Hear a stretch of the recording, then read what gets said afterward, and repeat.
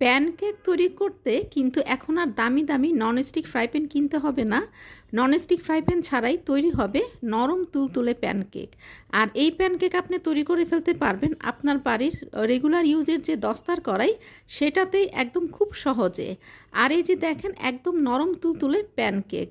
আমার প্রিয় ভিউয়ার্স, আসসালামু আলাইকুম। কেমন আছেন আপনারা সবাই? আশা করি মহান আল্লাহ তাআলার রহমতে আপনারা সবাই ভালো আছেন। আলহামদুলিল্লাহ আমিও ভালো আছি। তাই তো আপনাদের মাঝে ফিরে আসলাম চুমকি রান্নাঘর থেকে। আর চুমকি রান্নাঘর মানি তো আপনাদের রান্নাঘর। তো চলেন দস্তার কড়াই এই নরম তুলতুলে প্যানকেকটা কিভাবে আমি তৈরি করেছি আপনাদের সাথে শেয়ার করি। আর এই প্যানকেকটা আমি তৈরি করেছি একটা ডিম দিয়ে।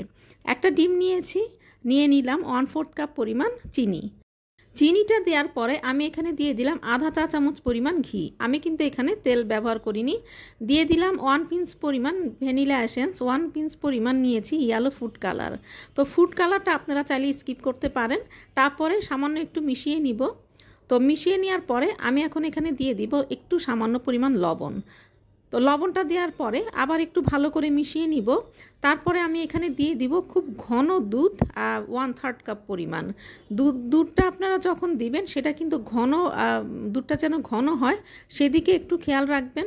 তো এই যে আমি এখানে ঘন দুধ 1/3 কাপ পরিমাণ দিয়ে দিচ্ছি। দিয়ে দেওয়ার পরে এটাকে আমি খুব ভালো করে মিশিয়ে নিব যেন চিনির দানাগুলো না থাকে। তো খুব ভালো করে মিশিয়ে নেওয়ার পরে আমি এখানে দিয়ে দিব হলো আধা কাপ পরিমাণ ময়দা।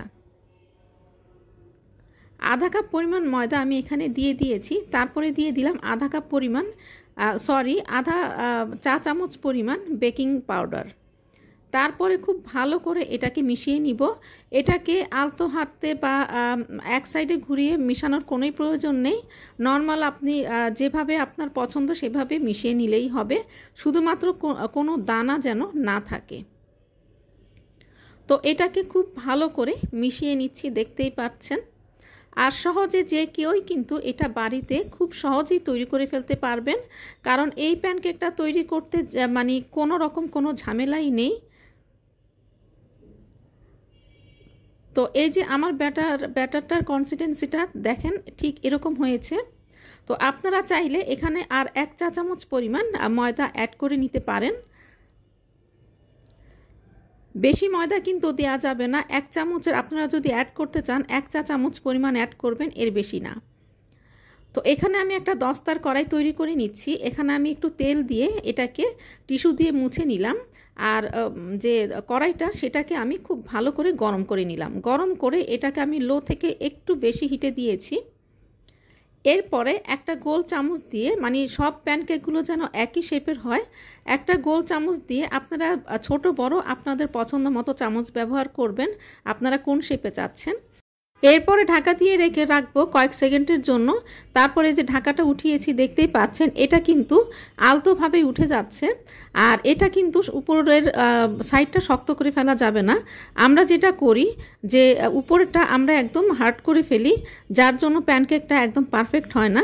উপরে জুসি ভাব থাকতে থাকতেই কিন্তু প্যানকেকটা আপনাকে উল্টিয়ে দিতে হবে, তাহলে দুটা সাইড একদম পারফেক্ট হবে। তো দেখেন আমি দস্তার কড়াইতে বানিয়েছি কিন্তু দেখেন সহজেই উঠে গিয়েছে আর কালারটা কত সুন্দর এসেছে। তো আমি আবার কয়েক সেকেন্ড এটাকে ঢাকা দিয়ে রাখবো। তারপরে যে ঢাকাটা উঠিয়ে নিলাম। তো দেখেন আবারও কি সুন্দর আলতোভাবে কিন্তু প্যানকেকটা হয়ে গিয়েছে। আর দুটা সাইডই দেখেন কত সুন্দর এসেছে। তো ঠিক একইভাবে আমি আরও একটা প্যানকেক এখানে দিয়ে দিচ্ছি। আর প্রতিবার দেওয়ার সময় কিন্তু ডোটাকে একটু নেড়ে নেবেন। ঢাকাটা উঠিয়ে নিলাম।